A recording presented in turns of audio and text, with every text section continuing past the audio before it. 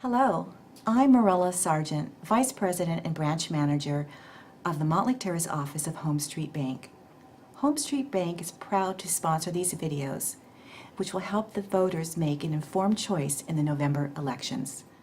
Welcome to Vote 2017. I'm your host, Teresa Whipple, and I am here with Steve Johnston, who is running for Edmonds Port Commission position number 5. Welcome to the program. Well, thank you so much, Teresa. I look forward to answering your questions and informing you more about the Port of Edmonds. You bet. And I would like to start by saying, tell me more about yourself and how you ended up in this area and running for the port. Well, I've been a resident of the city of Edmonds and the Port District for 40 years, raised my family here, and my 2 boys actually still live here, which is great, as does my wife. I've been a environmental consultant for 35 plus years in the area, and I spent the last 28 years of those of that career working at Landau Associates right down the street here, Edmonds-based Landau Associates. I've always had a very intense interest in public ports. I've done a lot of work for public ports over the years and helping them put various projects on the ground and policies in place. And I've come to really enjoy the challenge of putting a good project on the ground in harmony with the natural resources and nature and biological assets and resources of the region. It can be done, it's exciting, and I've had a full career doing just that. And because of that, I was appointed to the port in 2016 to replace the very capable Mary Lou Block, who had to leave for health reasons. And I was primarily selected for my business expertise, my expertise in the area of the environment. Okay. Well, and I'm sure that at Landau and Associates, you had some opportunities to work with the port as well. Very much so. As a matter of fact, I was kind of the port's environmental program manager for Landau Associates for a matter of almost 20 years.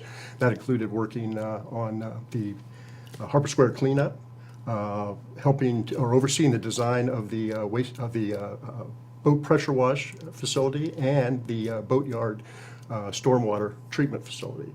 Both are state-of-the-art, very high-performing, functioning environmental assets for the port. Let's talk a little bit about, I think you might have a fairly unique perspective on some of these issues. I think there has been some rhetoric for a while about, the port maybe not caring for the environment. There's been a perspective with the Edmonds Marsh being in the spotlight lately at the Edmonds City Council, some concerns that perhaps the port is more interested in development than they are in environmental protection. And given your experience, what would you say to that perception? I would say that's an erroneous perception. Okay. For years, I've worked with the port, and other consultants have worked with the port, and the end result has been that the Port of Edmonds is probably one of the cleanest, most environmentally friendly ports in Puget Sound, if not the most environmentally friendly ports in Puget Sound. I mentioned the boat pressure wash facility and the boatyard treatment facility. Again, both are state-of-the-art. The boatyard treatment facility is so efficient and effective that the port has been named a leadership green boatyard, one of 10 marinas out of 70 in Puget Sound, and it's probably in the head of that pack. That system works extraordinarily well and has been emulated by a number of other ports now because of its efficiency and effectiveness. With regard to the marsh, the port has probably over the last 20 years, starting with the initial identification of contamination at Harbor Square. Basically, I came down on a Friday afternoon and some black tarry-like residue had bubbled up through some alligator cracking, and we went, oh, what's this? We did an environmental assessment of the site and was able to identify some things we already knew and some things we didn't know about the site.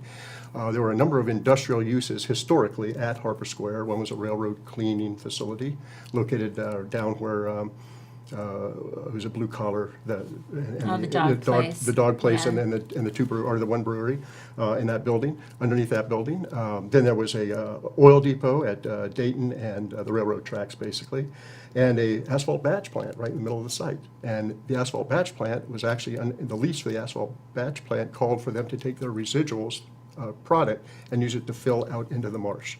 So there was a lot of asphaltic-like compounds that were right adjacent to the marsh at that point.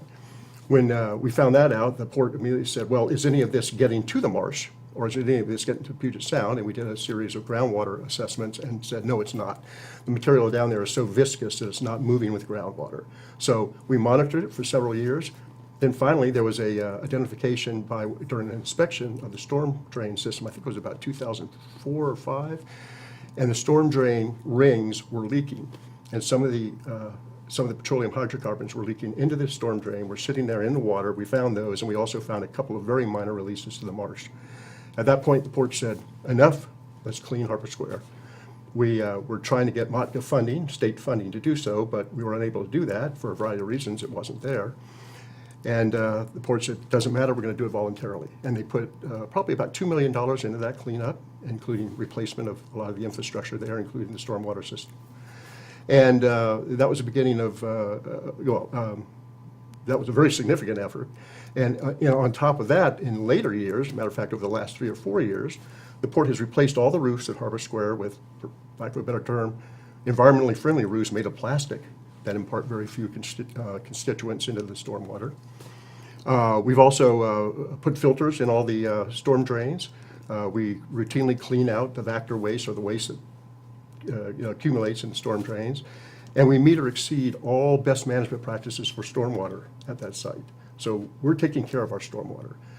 The problem is the port neither owns the marsh nor does it own the stormwater that goes into the marsh. We are responsible for our own stormwater, but the city is responsible for all stormwater. So further improvements of stormwater quality of the marsh is probably the city's province, and they probably need to take responsibility for that. The port has expended anywhere from $2 to $4 million in actions that have directly or indirectly improved stormwater quality to the marsh. Okay. Well, you know a lot about that, and I know when you were talking about that, of course, that was all in your role working with Landau. Yes, it was. And you were intimately involved in Except that. for the roofs. The Right. roofs were done separately. Roofs for now. Okay, but let's talk a little bit more about that because we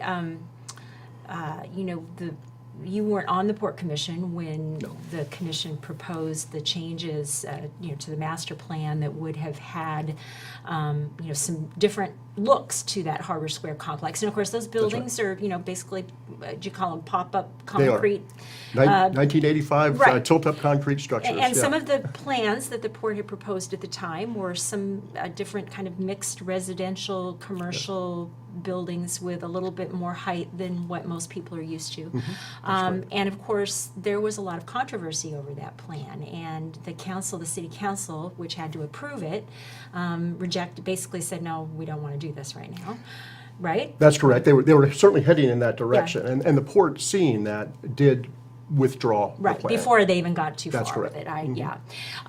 But that happened first, and then the Marsh conversation happened with the Shoreline Master Program and kind of what kind of a buffer should be next That's to the right. marsh and all of that. And there was this feeling that the port wasn't caring about the environment because of that. But I'm saying all that, setting the stage, because my question and beautifully too. Thank you. Can you tell I've been covering this for a while? Yes, I can. My question is, what do you think the best use of that Harbor Square business complex is? Because I know the port has said, well, we're just going to maintain the buildings we have for now.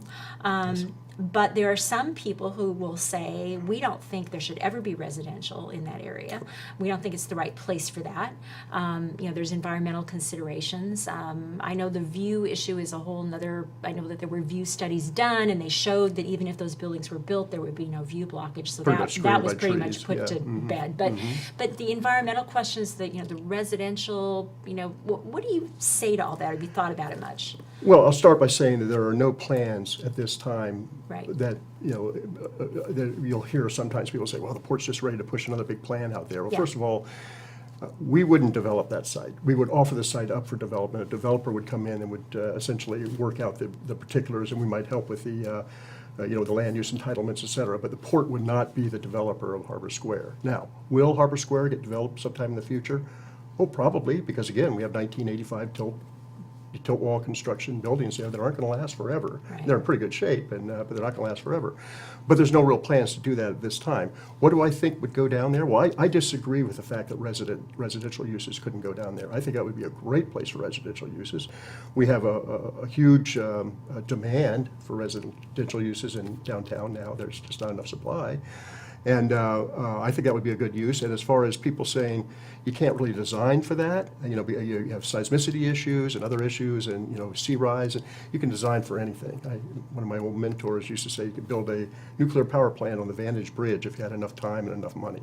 You can design for anything, and so it'd be easy. And in fact, most of Puget Sound development is in the seismically active zone now. And if you look at the port of Seattle, that's entirely fill, and they're very subject to the same sorts of impacts, seismic impacts, that we would be subject to on a much smaller scale at Harbor Square. So it's all doable. It's all doable. I think that ultimately Harbor Square will get redeveloped. It's certainly, again, not in our plans now, and it wouldn't be something that the port would push anytime soon. For now, we'll just kind of hold the buildings where they are, try to keep them in as good a shape as we can, and that's a plus. We're fine with Harbor Square as it is now. It's fully occupied, or as nearly fully occupied as it can be, given some parking restrictions. I think it's 94%. And it's, you know, the revenues accruing from Harbor Square and other leased properties along the waterfront and in Harbor Square are generating a very, very prosperous time for the port. Our revenues go up every year. We've been reducing our debt. We've been reducing our operating expenses. And in the year I was appointed, in 2016, we saw a $1.7 million net income or public profit, which was an increase of 12% over the preceding year.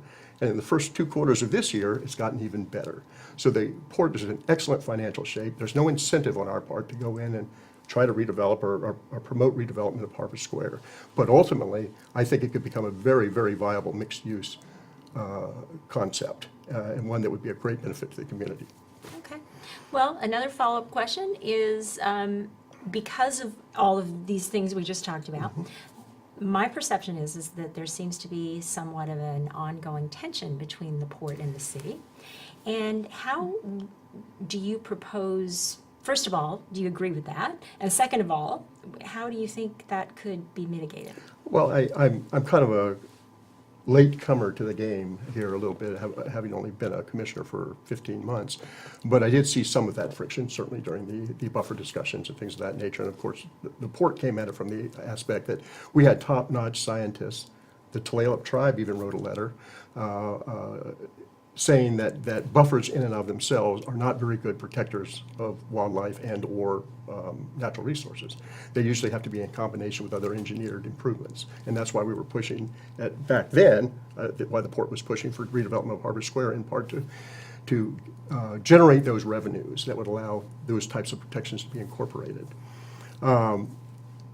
The tension with the city, there's always going to be a tension between cities and ports, just like there's tension with the hospital district or any other special purpose district, because our missions are different. The mission of the port primarily is to bring economic benefit to the community. That's our job. Job number one is economic development or benefit to the community. Our second mission is to, and this is under state law, RCW 53, our second mission is to maintain and retain our public assets in very good condition, be it Harbor Square, be it the marina, whatever. And I think the port does a really, really good job of both of those.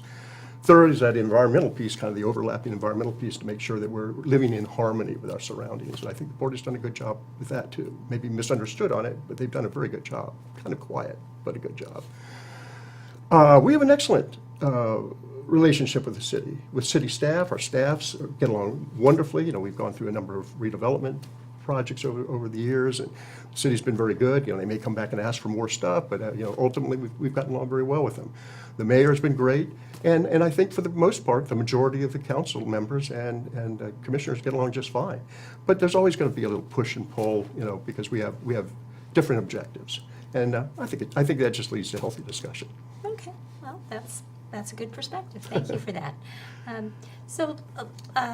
Let's talk a little bit about what you see as maybe the one challenge the port is facing. It sounds like fiscally they're doing, well, if you'd like to talk about 2 or 3, you're welcome. We'll talk about that. Depending on time. Sure. But, you know, Yeah, tell me what you're seeing for the future. What do you think you're facing? Well, a couple of things. One is that we have one last developable parcel at the port, and we're in the process of doing the land entitlements and permitting on that as we speak. And Once- is that the place with the gravel? That's Parking lot? that's kind of the open area across from club? from the Anthony's. Oh, got it. So back where they park the boat trailers and things of that nature. Okay. And so we're working on that, and that's going through the process with the city right now. And that's going to be our last parcel, really, that we can develop, unless we start redeveloping along the waterfront or at Harbor Square. So that's a bit of a constraint, but not an overpowering constraint, because we can go purchase land anywhere in the Port District and develop that as well, if we desire to do that. But more likely, we'll be looking for other things to do for revenue generation. And one thing that we're starting to talk about is maybe a private partner, or private-public partnership to build a parking garage, to take some of the parking pressure off downtown. It would probably be in our far north lot, right across from Arnie's, in that area, and it would also serve the Waterfront Community Center when it stands up, because they're going to need parking. That's going to be a premier venue in South County. And it would possibly resolve a lot of the parking issues also attendant to the sounder and transit and things of that nature. And parking lots are good revenue generators. They really are. So paid parking, Paid obviously. parking, yes, paid parking. There may be some allotments for some things, but Yeah. primarily paid parking. That's just one thing we're starting to look at. Another thing that would be a longer-term project might be a dock, like that runs along the municipal dock, that would allow small vessels or mid-sized vessels to moor or to come pierside, and this would be something like Argosy lines or small cruise ships or things of that nature that would kind of open up tourism into Edmonds a little bit more. I mean, we've got a great asset right now in the Puget Sound Whale watching. whale watching venture, which is Yeah. great, Puget Sound Express, and they're expanding tremendously next year, and we have to accommodate them. And that's going to be a challenge as well as they grow. And the bottom line is, the biggest challenge we have is there a change in the way people look at boating? We were talking earlier about RVs, and the RV business kind of wanes and fluxes and everything over time. Are millennials interested in boating? We don't know yet. We're still trying to feel that out. And if they're not as interested in boating, and we have a kind of a falling off of boating appeal, then we have to make up those revenues or reconfigure the marina or do something else in that regard for future revenues. So that's a challenge as well, although it's not one that we've identified yet as being a primary challenge. So basically keeping our revenue stream strong, strong controls over our operating expenses are all challenges that we face. So far we've done a good job. We want to continue doing so. Okay. Well, I think this is the time when I give you an opportunity to directly address the voters and tell them why they should vote for you. And so if you want to look into Sure. the camera, it's your Well, time. thank you. And thank you for attending, voters. I really appreciate it. I really enjoy working with the Port Commission. They're a great group of folks, very, very dedicated to making our port an outstanding asset to the community. And they've been doing that for years, through a number of different commissioners. Over the last 10 years, we've just really kept our eye on the ball with financially after the financial downturn, and we built our revenues and more to the point, we built our reserves to a remarkable extent to $12 million. That is earmarked for cleanup of Harbor Square when we remove the building sometime in the future, and the great majority of that is to rebuild the marina and keep it in top operating condition. That's our charter. That's what we're supposed to be doing, bringing jobs down to the port area, and I think we've done a good job, and I'd like to continue that. We have 800 people working in the port right now, in the Port District, and those are mostly family wage jobs. We're kind of like a second downtown, and that's through a lot of hard effort by the existing commission and staff to make it so. I would ask for your vote to continue the momentum. The port's in great shape, and I'm looking forward to 4 years of making it even greater. Well, Steve Johnston, thank you so much for coming in today, and I wish you the best of luck in Thank November. you very much. Thank you, Teresa. Thanks very All much. right.